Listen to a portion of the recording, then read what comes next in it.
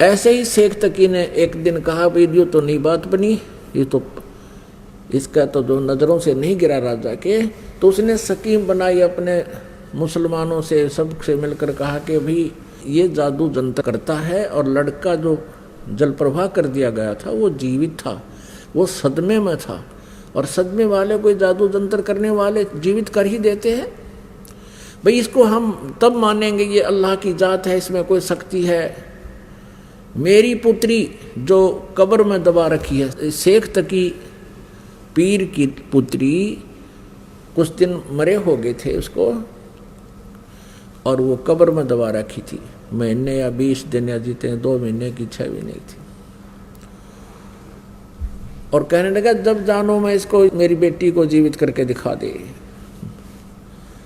फिर वही समस्या पैदा करती। सिकंदर लोधी फिर टेंशन में। कबीर परमेश्वर ने कहा कि टेंशन ना करो राजन, कह दो इसको, शेख तकी को कह दो कि मुनादी करवा दे, आसपास अनाउंसमेंट करवा दे कि आज से तीसरे दिन वो लड़की जीवित की जाएगी जो कब्र में दबी हुई। सब जगह डंडोरा मुनियाद करवा दी, डंडोरा पटवा दिया, मुनादी करवा दी, अनाउंसमेंट करवा दी। कई हजार व्यक्ति आकर इकट्ठे हो गए उस निश्चित दिन को। कब्र फुड़वा दी, बच्चे का शरीर सूखा पड़ा था। अब परमात्मा ने कहा कि शेख तकी तू भी कर ले ट्राई कर दे, फिर बाद में न्यू कह मैं जीवित कर दूँ। तो उपस्थित व्यक्तियों ने कहा कि भगवान अगर ये कुछ करने योग्य होता अपनी बेटी ने कौन मरने देता, इसके पास कुछ नहीं है, आप दया करो। तब परमेश्वर ने कहा कि हे शेख तकी की लड़की तू जीवित हो जा। वो जीवित नहीं हुई। दोबारा फिर कहा परमात्मा ने कि शेख तकी की लड़की जीवित हो जा, नहीं हुई। तीसरी बार फिर कहा, नहीं जीवित हुई। अब शेख तकी ने बंगड़ा पा दिया, नाचर कूद, क्या देखा, ढोंगी का ढोंग पकड़ा गया। अब कर देना जीवित, अब कर देना जीवित। अब उस शेख तकी पाप आत्मा को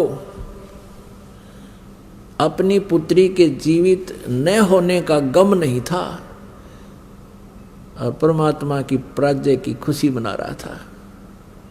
कहते हैं राज तजना सहज है, सहज तरिया का ने, और ये मान बढ़ाई ईर्षा दुर्लभ तजनाई।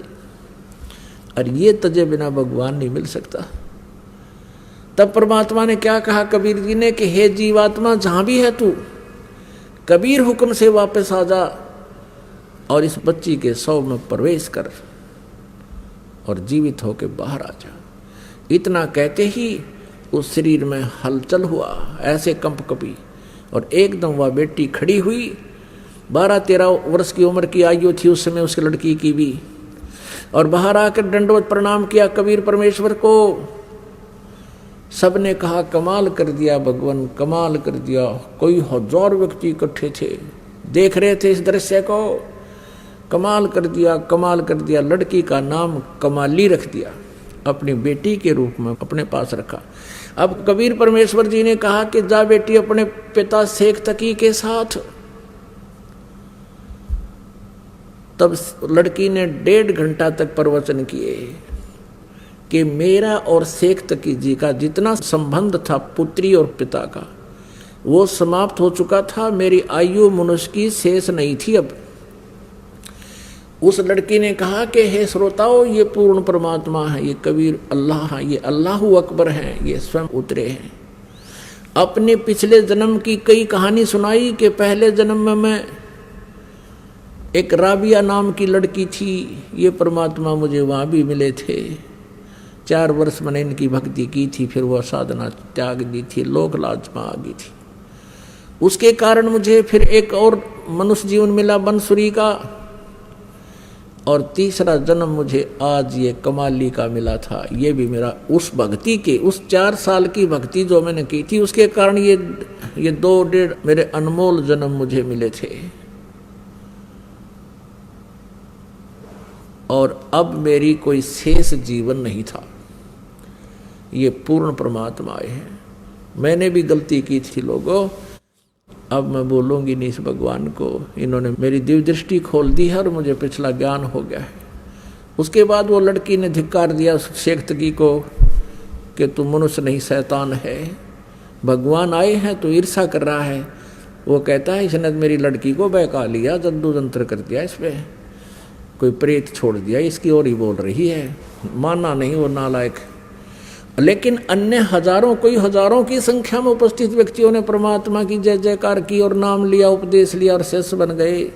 अपनात्मा परमात्मा की परिभाषा को समझने के लिए बहुत से प्रमाण आपको देने पड़ेंगे और तभी हम भगवान को पहचान सकेंगे। जब तक हम भगवान को नहीं पहचानेंगे, परमेश्वर को, हम अपना कल्याण नहीं करवा पाएंगे, क्योंकि हमें कोई ना कोई भ्रमित कर ही देता है। काल का दूत कोई ना कोई ऐसी स्टोरी सुना देगा जिससे आपको विचलित कर देगा। लेकिन इन प्रमाणों से आप विचलित नहीं हो सकते। अब ये कमाल और कमाली बेटा और बेटी के रूप में परमात्मा के पास रहे।